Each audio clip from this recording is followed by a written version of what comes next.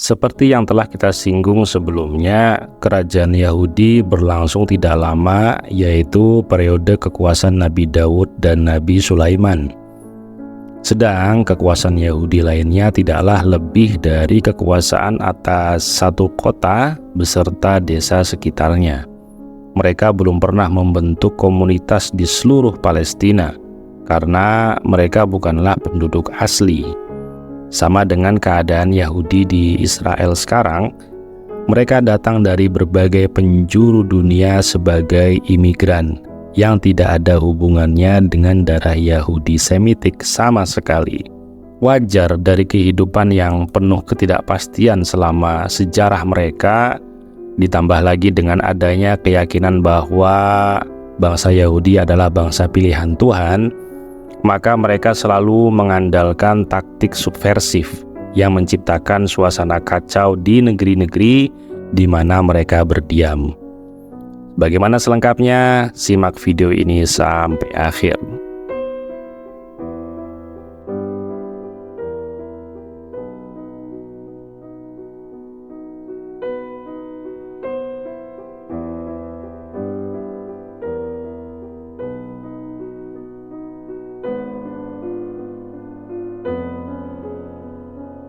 Dalam sejarah, mereka dikenal sebagai golongan yang terorganisasi rapi dan rahasia, sehingga banyak peristiwa sejarah yang didalangi oleh orang-orang Yahudi. Kita bisa memperhatikan sifat mereka yang membenci bangsa lain atau Gentiles.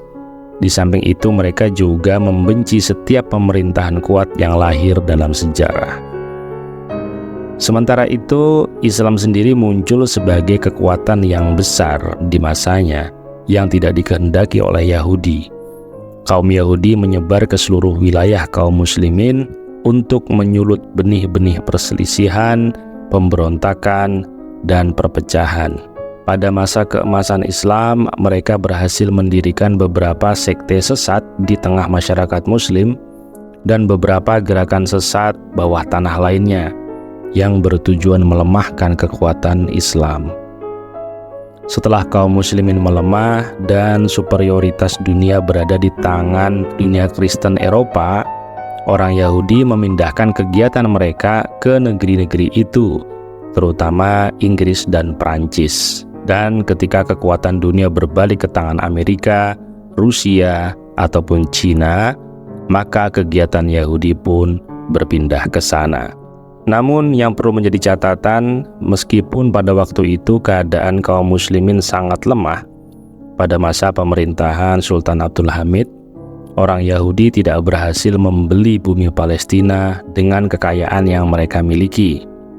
Bahkan, Sultan Abdul Hamid, seorang penguasa kerajaan Turki Utsmani yang dikambing hitamkan oleh para sejarawan, telah menunjukkan sikapnya yang tegas terhadap Theodor Herzl, pemimpin gerakan Zionisme internasional kala itu, yaitu pada akhir abad ke-19. Sultan Abdul Hamid menunjukkan pendiriannya yang tegas dengan menolak kehadiran Herzl untuk memberikan suap kepada Sultan, agar beliau mengizinkan orang Yahudi hijrah ke Palestina. Kemudian Sultan Abdul Hamid mengirim catatan khusus kepada Herzl lewat kawannya, sebagaimana ditulis sendiri oleh Herzl pada buku hariannya halaman 35 yang dimuat dalam media pusat studi PLO. Apa yang terjadi setelah Yahudi mengetahui ketegaran sikap Sultan Abdul Hamid? Ternyata mereka tidak kehilangan akal. Dengan menggunakan orang Yahudi dari warga Turki sendiri yang bergerak di bawah tanah, mereka berhasil menumbangkan kekuasaan Sultan Abdul Hamid. Sultan sendiri akhirnya mengetahui sebab-sebab pokok yang membuatnya terguling. Hal ini bisa dilihat dari sepucuk surat Sultan kepada Syekh Mahmud Abu Shammad di Damaskus. Dikatakan dalam surat itu bahwa Sultan mendapat tawaran dari para tokoh Yahudi berupa sejumlah uang emas. Dengan imbalan beliau mengizinkan orang-orang Yahudi hijrah ke Palestina, yang akhirnya mereka mendirikan sebuah negara di sana. Profesor Said Al-Afghani sempat mengupas seluk-beluk dokumen itu dalam majalah Al-Arabi, edisi 169, Desember 1972. Berikut ini adalah salinan surat Sultan Abdul Hamid dalam bahasa Arab yang diterjemahkan ke dalam bahasa Indonesia dengan bebas. Bismillahirrahmanirrahim.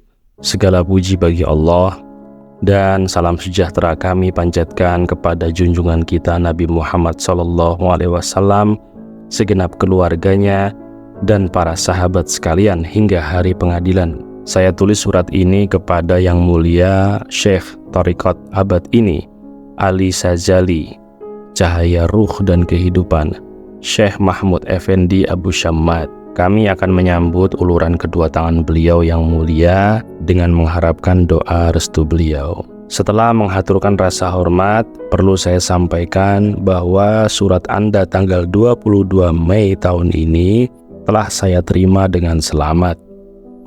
Alhamdulillah saya ucapkan bahwa Anda dalam keadaan sehat walafiat. Tuanku yang mulia, dengan taufik dan hidayah Allah Ta'ala, saya bisa melakukan amaliyah wirid Thariqat Sazali siang dan malam. Saya perlu sampaikan bahwa hingga saat ini, saya terus membutuhkan panggilan batin Anda.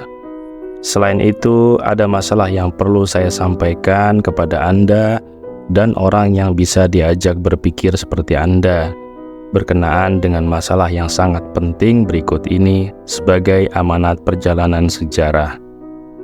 Saya meninggalkan kekhalifahan bukan karena suatu sebab tertentu, melainkan karena adanya tipu daya dengan berbagai ancaman dari tokoh-tokoh organisasi persatuan yang dikenal dengan sebutan Junturk, sehingga terpaksa saya meninggalkan kekhalifahan itu. Sebelumnya, organisasi ini telah mendesak saya berulang-ulang agar saya menyetujui dibentuknya sebuah negeri nasional bagi bangsa Yahudi di Palestina. Saya tetap tidak menyetujui permohonan berulang-ulang yang memalukan itu. Akhirnya, mereka menjanjikan uang sebesar 150 juta pound sterling emas. Saya tetap dengan tegas menolak tawaran itu. Saya menjawab dengan kata-kata, seandainya kalian membayar dengan seluruh isi bumi ini, aku tidak akan menerima tawaran itu. 30 tahun lebih aku hidup mengabdi kepada kaum muslimin dan kepada Islam itu sendiri. Aku tidak akan mencoreng lembaran sejarah Islam yang telah lama dirintis oleh nenek moyangku, para sultan dan khalifah kerajaan Turki Utsmani. Sekali lagi, aku tidak akan menerima tawaran kalian. Setelah mendengar dan mengetahui sikap dan jawaban saya itu, mereka dengan kekuatan rahasia yang mereka miliki memaksa saya menanggalkan kekhalifahan dan mengancam akan mengasingkan saya di Salonika. Maka terpaksa saya menerima keputusan itu daripada menyetujui permintaan mereka. Saya masih bersyukur kepada Allah karena saya menolak untuk mencoreng kerajaan Islam Turki dan dunia Islam pada umumnya dengan noda yang abadi yang diakibatkan oleh berdirinya negara Yahudi di tanah Palestina. Biarlah semua berlalu. Saya tidak bosan mengulang-ulang rasa syukur kepada Allah Ta'ala yang telah menyelamatkan kita dari aib besar itu. Saya rasa cukup di sini apa yang perlu saya sampaikan, dan sudilah Anda dan segenap ikhwan menerima salam hormat saya. Guruku yang mulia, mungkin sudah terlalu banyak yang saya sampaikan. Harapan saya, Anda beserta jamaah yang Anda bina bisa memaklumi semua itu. Wassalamualaikum warahmatullahi wabarakatuh. 22 September 1909 Masehi. Tertanda Pelayan Kaum Muslimin Abdul Hamid bin Abdul Majid. Junturk adalah anggota organisasi rahasia Yahudi internasional dan kelak berhasil menumbangkan kerajaan Islam Turki Utsmani, lalu mengganti Turki menjadi negara republik sekuler di bawah pimpinan Yahudi Mustafa Kemal Atatürk. Seperti itulah sepak terjang mereka dalam mencaplok Palestina dan menumbangkan Turki Utsmani. Di sini kita bisa ketahui bahwa tumbangnya Turki Utsmani memiliki hubungan kuat dengan jatuhnya Palestina ke tangan Israel.